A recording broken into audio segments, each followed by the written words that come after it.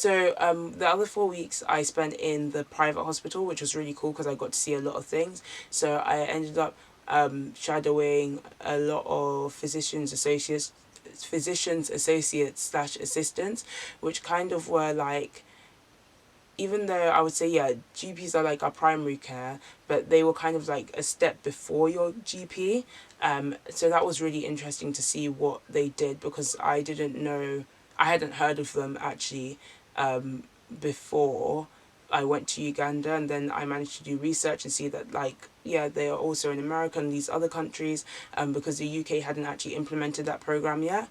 So that was interesting. I also spent some time in the AIDS clinic, which obviously completely dispelled a lot of thoughts that, yeah, I would say quite ignorant thoughts that you have towards the disease. I think a lot of us still, when we think of diseases like AIDS and HIV, have imagery of people who were suffering with it in, you know, the 1970s, 1980s, where the medication wasn't as good. However, now that obviously they have all these antivirals that they can take, as long as these patients, the ones that I saw, as long as they were taking the medication, they were living pretty relatively, you know, normal lives.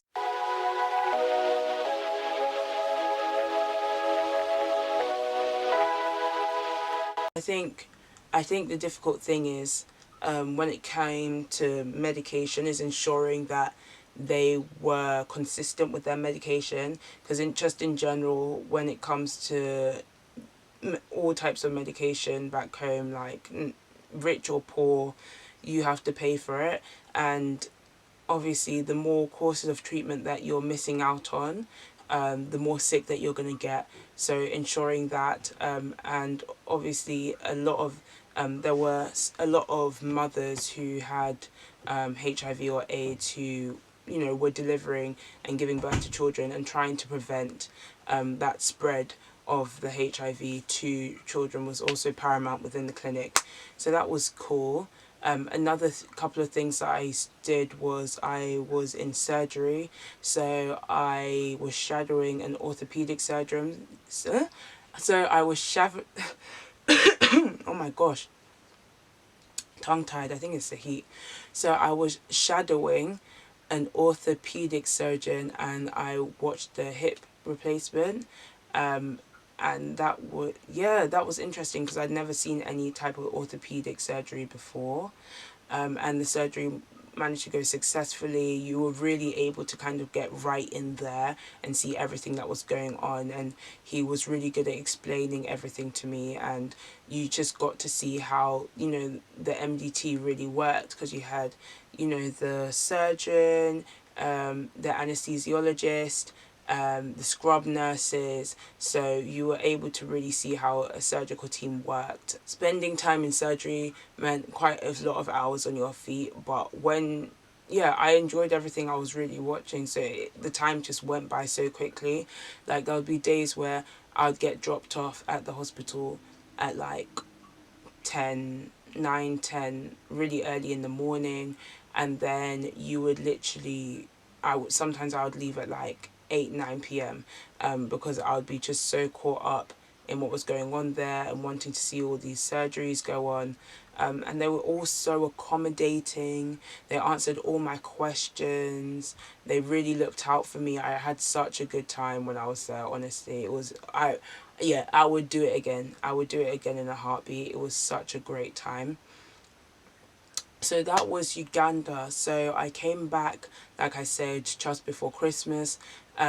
Bearing in mind, in Uganda, I literally did, and I would not recommend this, by the way.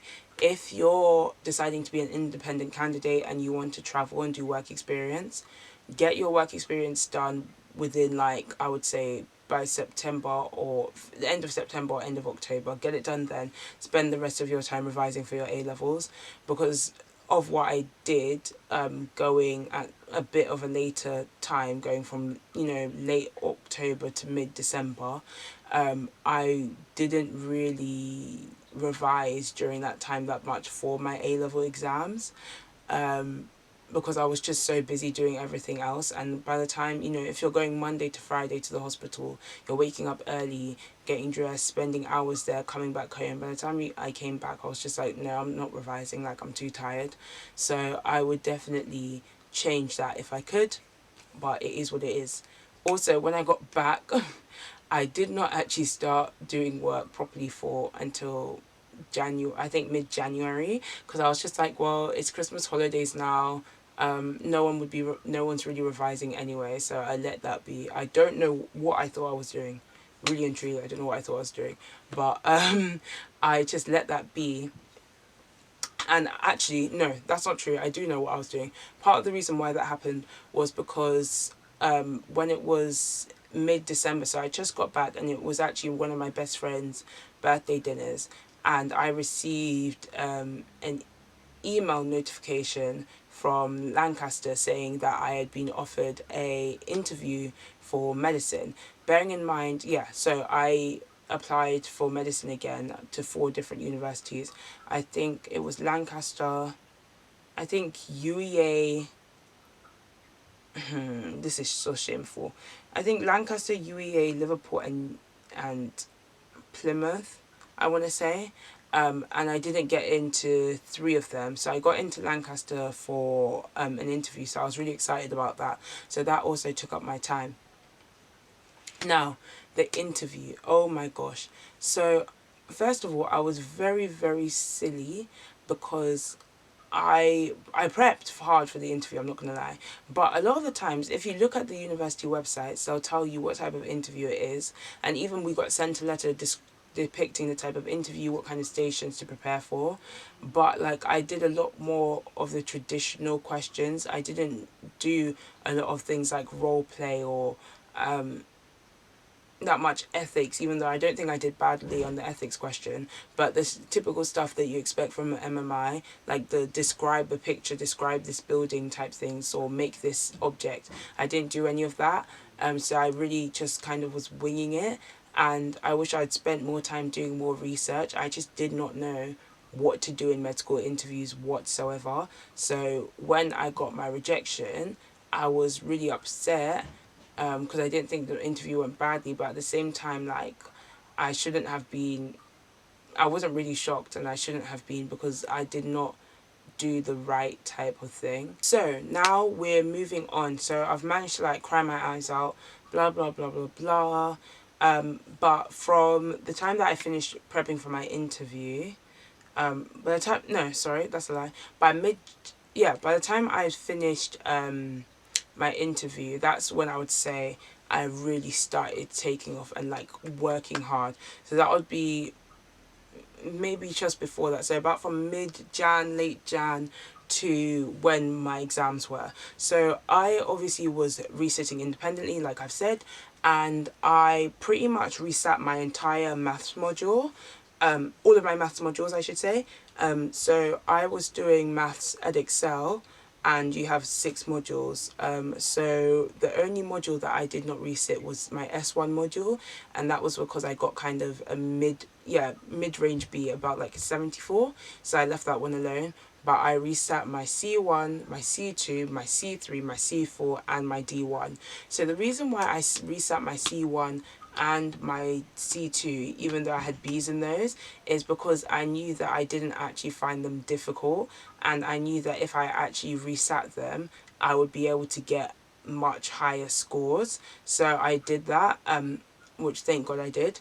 And then I also resat my biology, 3 of my biology papers. So for biology, you have 4 paper. Well, at that time, you had 4 papers and 2 pieces of coursework, and I was doing the OCR. So I resat the second OCR paper, the third OCR paper, and the fourth OCR paper. None of the courseworks I resat, and I left my first biology exam alone because I resat that in year 13 and went from a C to a B. And then for chemistry, I resat 2 exams. So again, it's the same kind of format. I did OCR, so it was 4 exams, 2 pieces of coursework, and I resat my third and fourth exam. I didn't resit my first and second exam, because my first exam, the first time around, I got a B, and I was happy with my B, so I left that. And the second exam, I resat that in year 13, and I think I went from a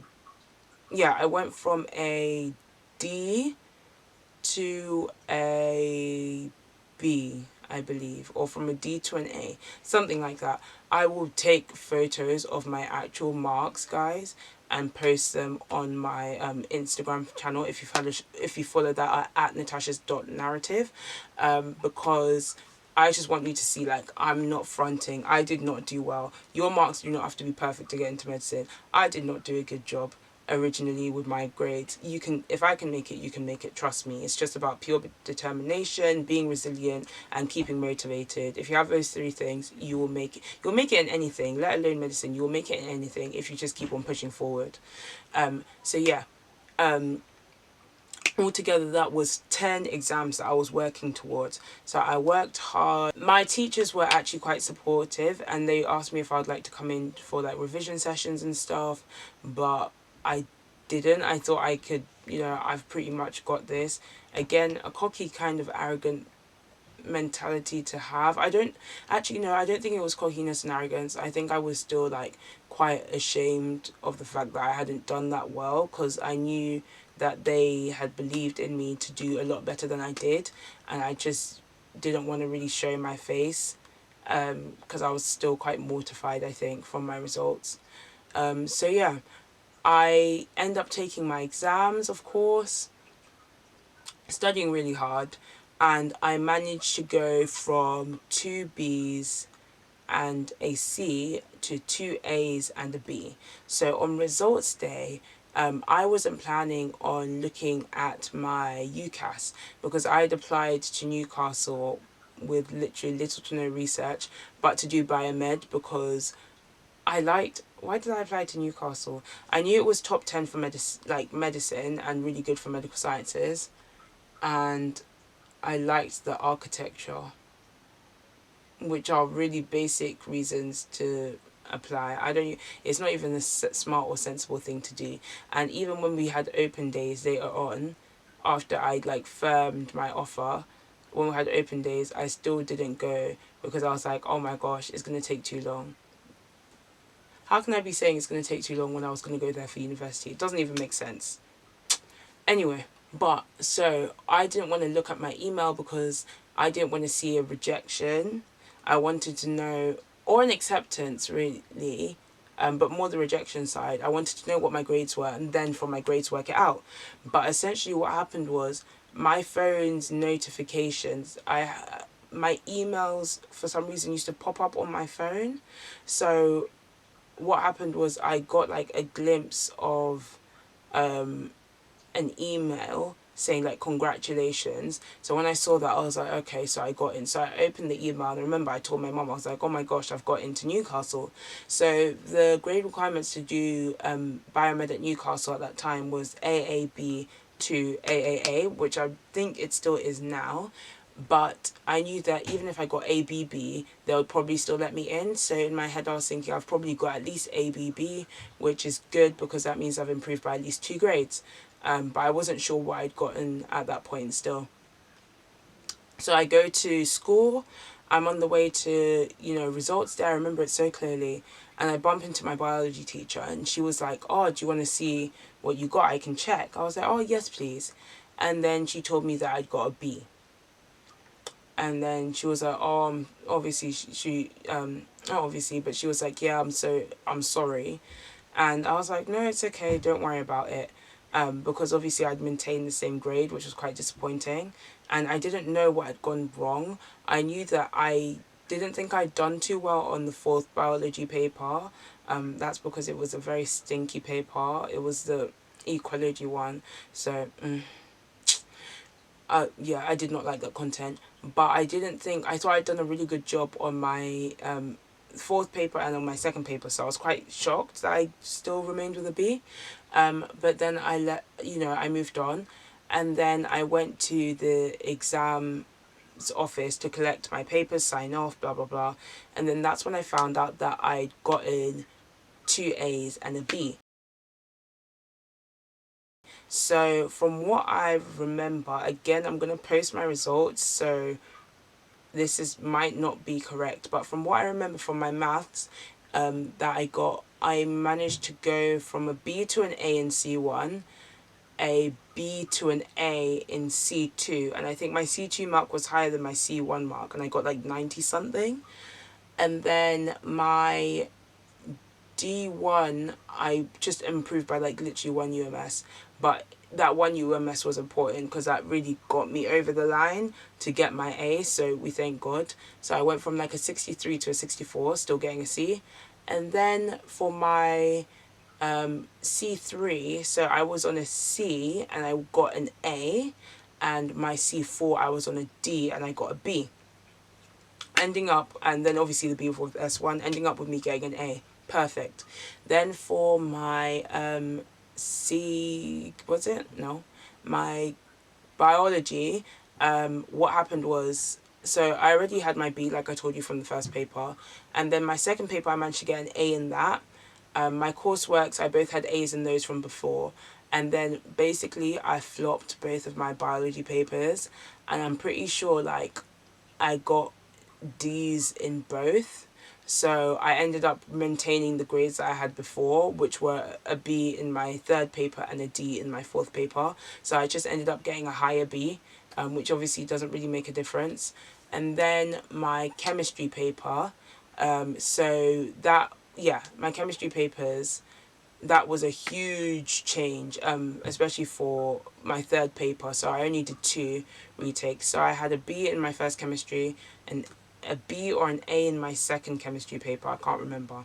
An A in both of my courseworks, but I was part of the cohort that did that demonic paper of 20. What was it?